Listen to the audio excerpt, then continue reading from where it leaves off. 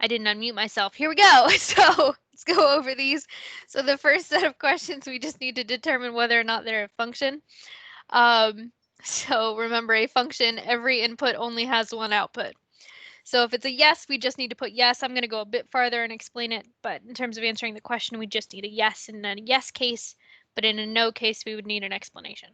So this first one, this one is going to turn out to be a function. So I'm going to answer them somewhat quickly because you should have already thought about them, but of course, stop me if I'm going too fast. You need me to talk about something more. There's a couple ways you can check this. One thing is you could graph it on a calculator. And if you notice that all of these x values, you know, the horizontal line, every value along the horizontal line only will go up to one value in terms of y. So that's going to be fine. That's going to be a function. Also, one tip, if you ever see y equals and there's no y on the other side, then you can pretty much assume it's a function.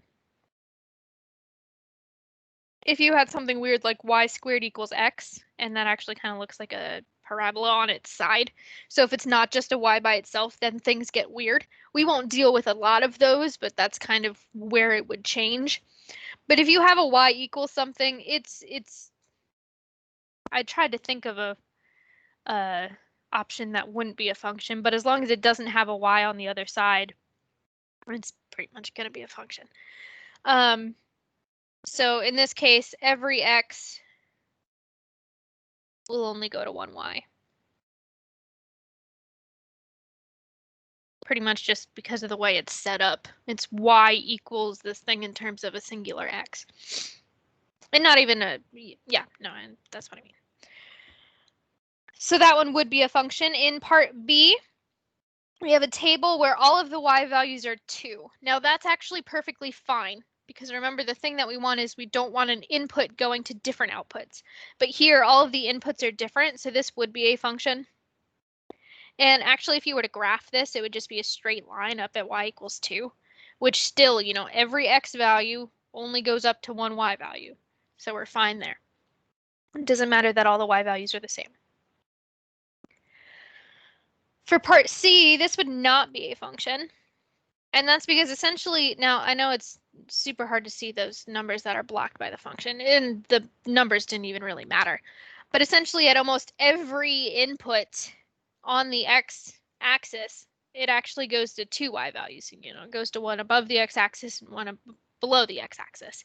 So that is going to have almost every input going to two outputs. There's these two outputs at the end that only go to one, but essentially every other input on there would go to two outputs. So I'm going to say something like almost every input goes to two outputs. And let's be super clear and give an example. So say we said, for instance, x equals 0 goes to y equals 2 and y equals -2.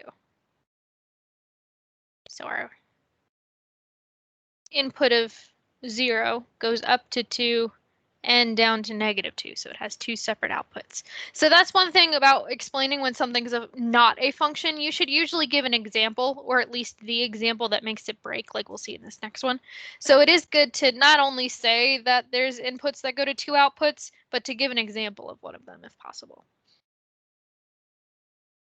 And then for part D, we're looking at our table. All of our outputs are different, which is nice, but if we notice this x equals 1 goes to two separate outputs, so this would not be a function. So I would say something like x equals 1 goes to both y equals 1 and y equals 2. So yes, yes, no, no. Questions, concerns on that half of the warm-up?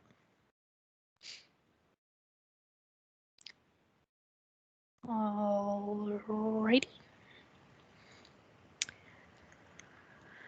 So in our second half of the warm-up, we want to determine if these data sets are linear. So remember, we kind of finished off the other day with this. So remember, the way I like to do it is I like to just kind of figure out what's going on between my x's and my y's.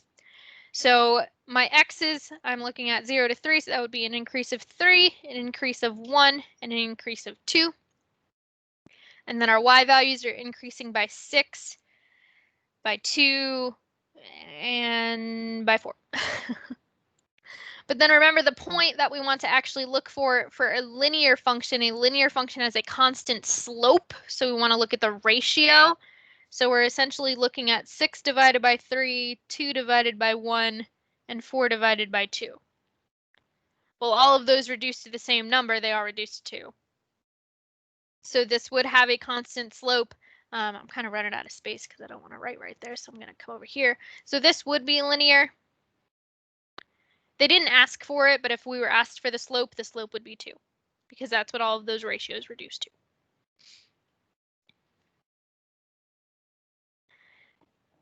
In part B, if we do the same thing, we'll see that the x values, we increase by 2, and then by 1, and then by 2. My arithmetic is so bad, I'm questioning my own ability to count. So then our y's are changing by 6, by 3, and by 5. So if we compare our ratios of change in y over change in x, we'd have 6 over 2, 3 over 1, 5 over 2. So notice that those first two both reduce to 3, but the last one would reduce to 2.5, not 3. So this would not be linear. And if we were asked for a reason, you would say something like slope is not constant.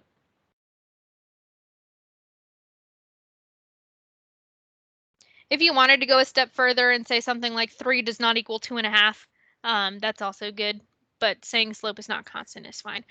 The one thing I will say is, well, this is an online class, so I guess that doesn't matter because I won't necessarily see your work. Never mind then. I'll say it anyway. If there's ever a time where I ask for your work on these questions, I would want to see this comparison. So if I ever ask for your work, maybe in terms of an exam or something, I would want to see that comparison that led you to know that the slope is not constant. But anyway. Questions, concerns on any of the warm-up?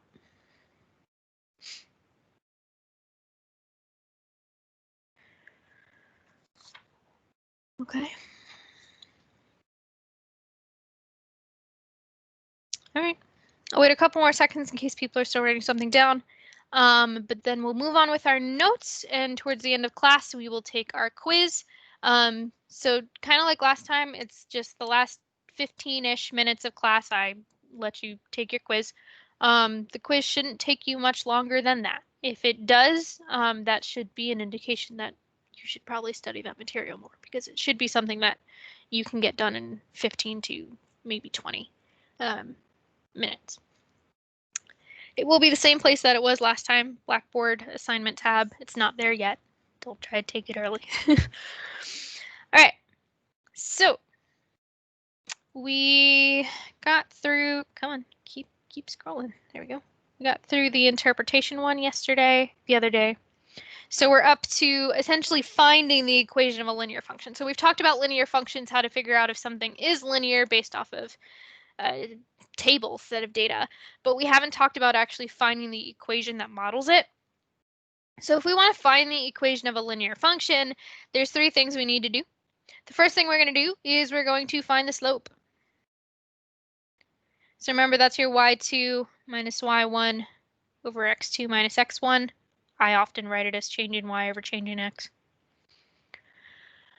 You're going to find a point that lies on the line. This is sometimes given. And this is and then there's other times where sometimes you have to find it. And that's where you'll plug x into a given function. You'll be given a function in the problem, you'll just be given an x value, or you might be given a y value and have to find the x value. That's less common, but it's possible. The more common one is that you'll plug in the x value to the function.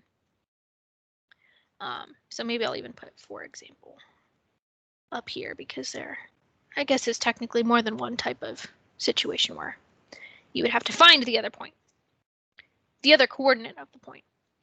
And then here we're going to plug into one of the linear equation formats, and then you usually solve for something. So there's kind of two choices. There's the slope-intercept choice.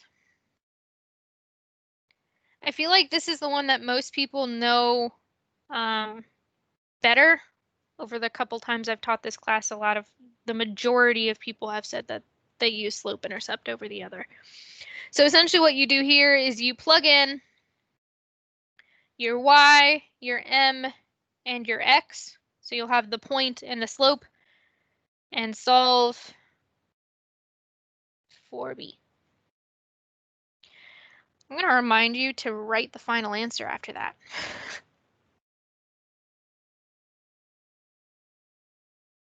I find what a lot of people do when they do the slope-intercept way is that they'll find b and then they'll stop, and then they won't actually tell me the actual full equation, which is what I'm actually looking for.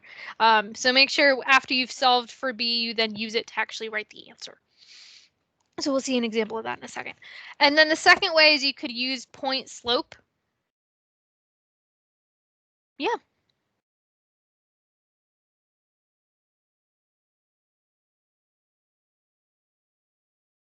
There we go. So it should be reshared, but just in case it's not, let me know. So the other option is point slope, which looks like this. Y minus y1 equals m times x minus x1. So here what you would do is you would plug in your slope, your y1, and that's an and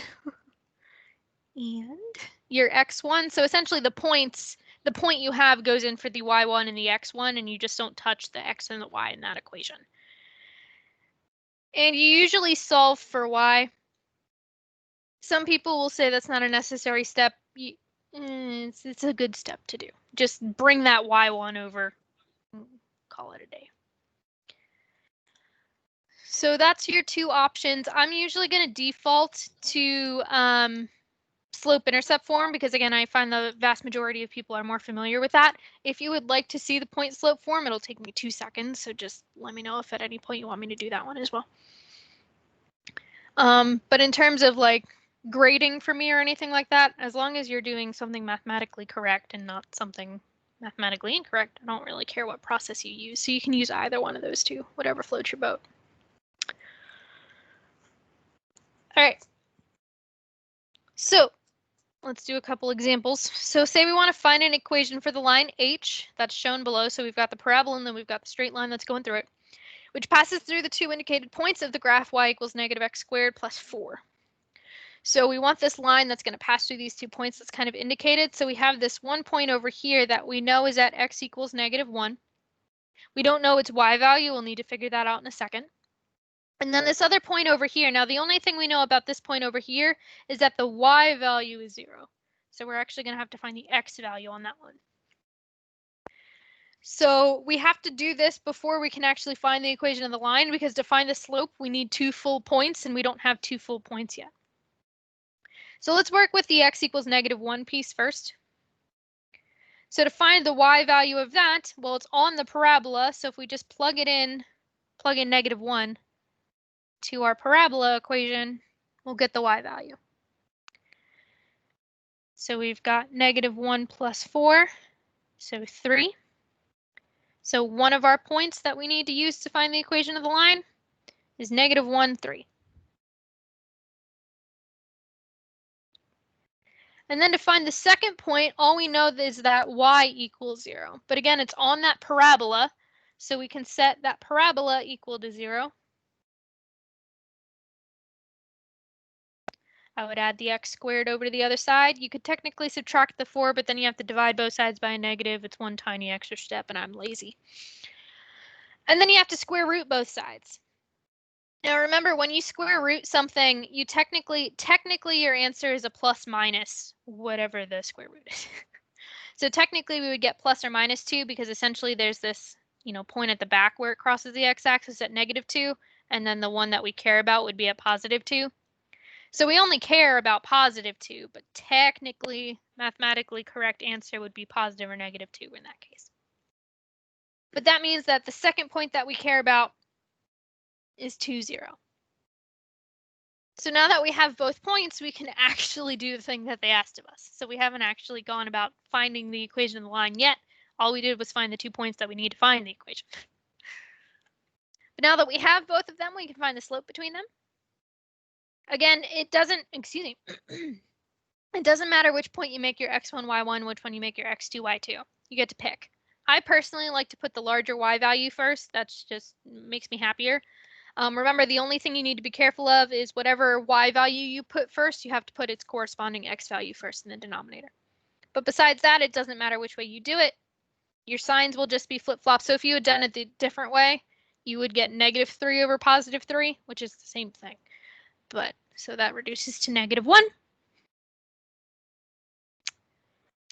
And then for our next step, we need to essentially find a point. We've already found both of them, so we don't need to do anything more there.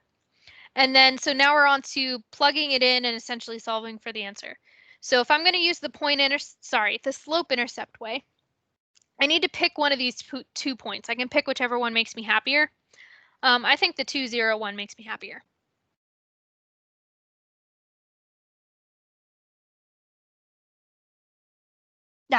I see. So going back a second, let me erase this real quick. So when I see this other point that it's talking about on this graph, if I want to try to figure out something about this point because I need to know something to be able to learn anything else about it, the only thing I can say about that point based on this graph is that I know that it's when it intersects the x-axis. Like, I don't know where it intersects the x-axis right now. Like, if you asked me for that x value, I can't just eyeball it and say it's whatever number I want. So the only thing that I can say for certain is that this point is going to have a y value of 0 because it's on the x-axis. So it's, sorry, my laptop got angry, so the screen's going to lag for a second. But I'll keep babbling. So that's the only thing we can say for certain. We don't know anything about the x value. We only can say something about the y value. Whereas opposed to the other point, the point on the left, since it has that little dotted line going down to -1, that's telling us officially this x value is -1.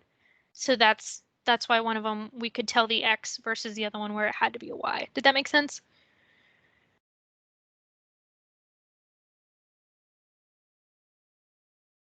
Okay, cool. That's a good question though.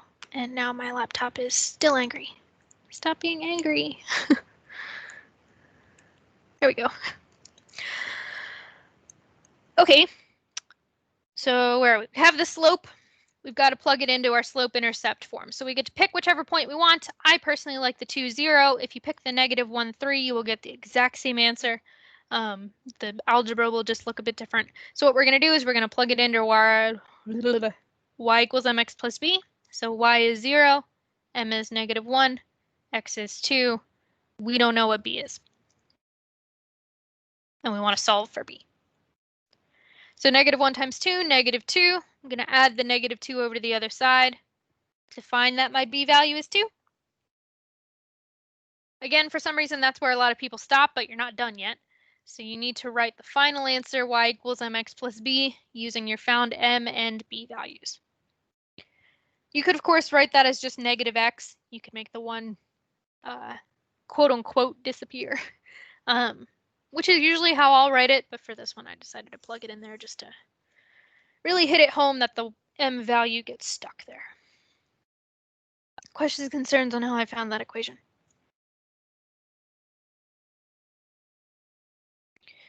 Finding the equation of a line is going to come back to us later in chapter 2. So the -1, slightly confused by your question, but let me just try to babble. So we found our slope to be -1. So since our equation is y equals mx plus b, that's why the -1 goes in there. Does that answer your question? You're saying where, and I don't. Oh, do you mean Do you mean? Oh, okay.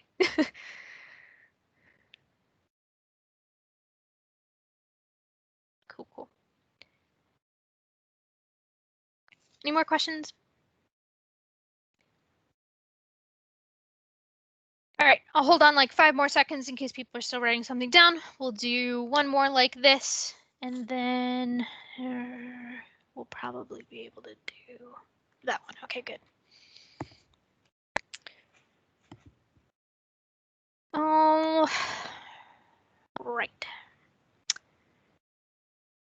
Suppose h of t is 1 over t squared plus 7. Find a formula for the line that intersects the graph of h of t at t equals 1 and t equals 2. So again, here we're not actually given the full points yet, so we need to find them kind of before we can do anything. So the first thing we're going to do is we're going to take both of those t values and plug them in to our function that we're given. So we have 1 plus 7 gives us 8. And then when we plug in 2,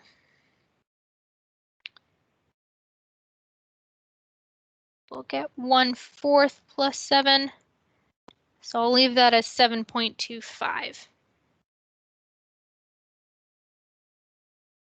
So essentially the 2 points we have then is negative 1, 8, and 2, 7.25.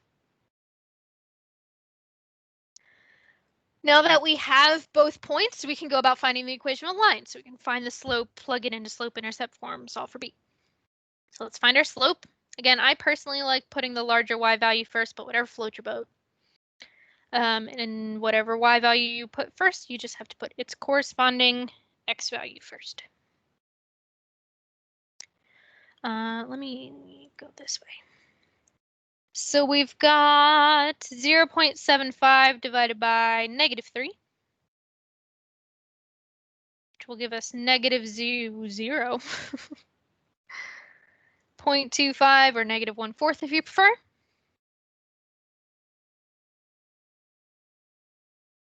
And now we're going to plug it into our y equals mx plus b format. Now, the one thing I'll just say is technically we should be using a t here. Now, if you wrote y equals mx plus b for this step, I would be fine with that. You should write your final answer in terms of the correct variable. So if like while you're doing all of the work, if you want to change the variables to x's and y's, that's fine. But make sure your final answer is in terms of the correct variables. So here we get to pick which point makes us happier. I like the negative 1/8 because it doesn't deal with a decimal. But again, as long as you've done everything else correctly, it doesn't matter what point you use. You'll get the same b value. So we'll get 8 equals 0.25 plus b. Subtract the 0.25 over to the other side. 7.75 is our b value. Again, you're not technically done until you write the final answer. Since we have our b value and our m value now, so b is 7.75, m is negative 0.25, we'll have y equals different color. Y equals negative 0.25 t plus 7.75.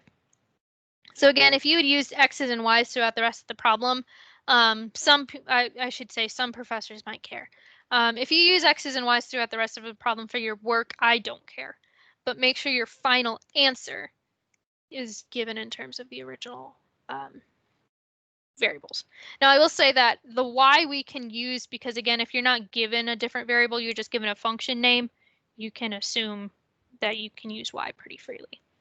I will say, super duper clarify, you should not write h of t here because h of t is actually this function over here. So never reuse the function name if you're not referring to that exact equation.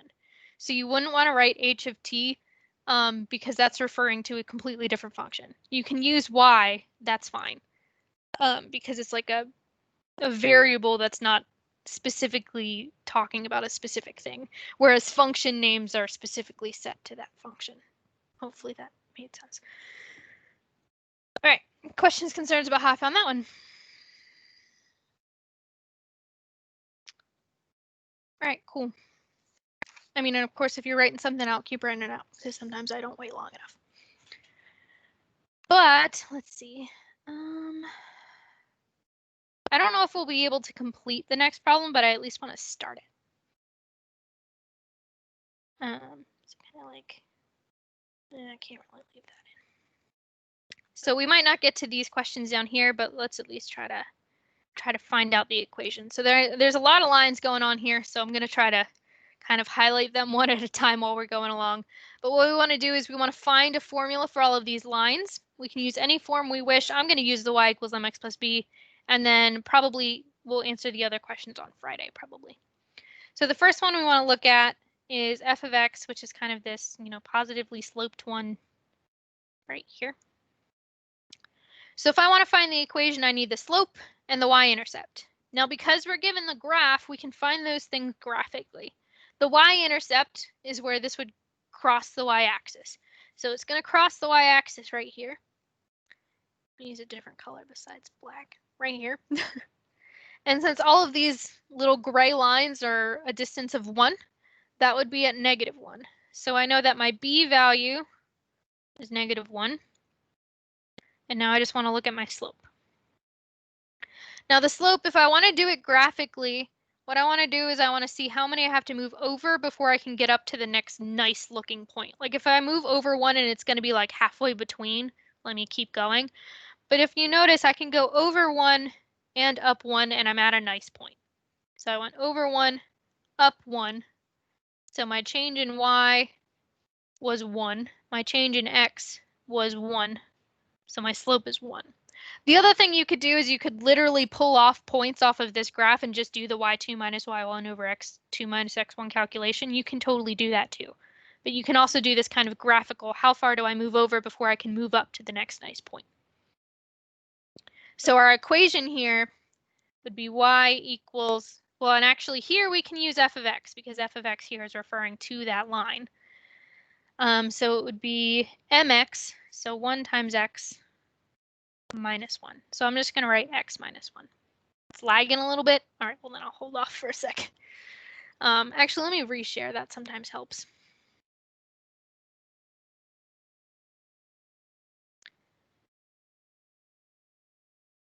No, it's probably all the writing at the same time. So the equation for this one would be x minus 1 because our slope turned out to be +1 and our y-intercept turned out to be -1. Questions, concerns about how I found that equation? Again, if you wanted to just pull off 2 points off of that and actually do the slope calculation instead of doing the little graphical way, go right ahead.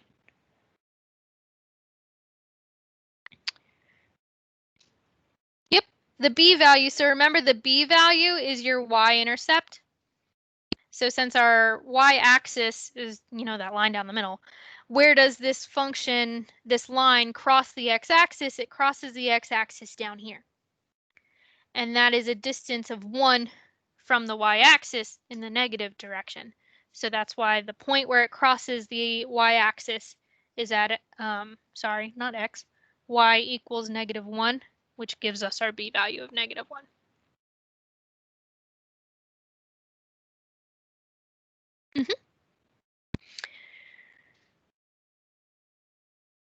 And actually, that took longer than expected. So we're gonna stop. G, where is G?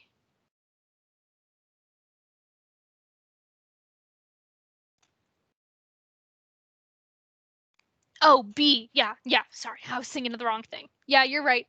For G of X, your B value would be 2. But we're gonna talk about that one later. That took longer than expected, and time is fast. And I wanna make sure you have time to do this quiz. So one thing I want to say really, really quick before you take your quiz, you'll see things that look like this on some of the questions when it's talking about functions. And essentially what it means is it's essentially telling you what your x and y's are. So your x's are 1, 2, 3, 5, 6, 7. So 1 goes to 5, 2 goes to 6, 3 goes to 7, but 1 also went to 6. So it's kind of another way to denote a function. So if you see that, that's what it's doing. It's telling you how they're connected to each other. So the inputs are on the left, the outputs are on the right. There's 6 questions, I believe. But if you go to Blackboard under the assignment tab, it says SP21 quiz 2. What I just wrote down would not be a function because this little rascal right here, that goes to 2 different things. So since that one has 2 things coming out of it, it would mean that it goes to 2 different outputs, which is bad. Anyway, it's got a listed time limit as 20 minutes. It's not going to like auto submit or anything. It's just you shouldn't take more than 20 minutes. It's something that shouldn't take that long. But anyway, I'll be here if you have any questions. Once you're done, feel free to leave, and I will see you on Friday. Friday. And yeah.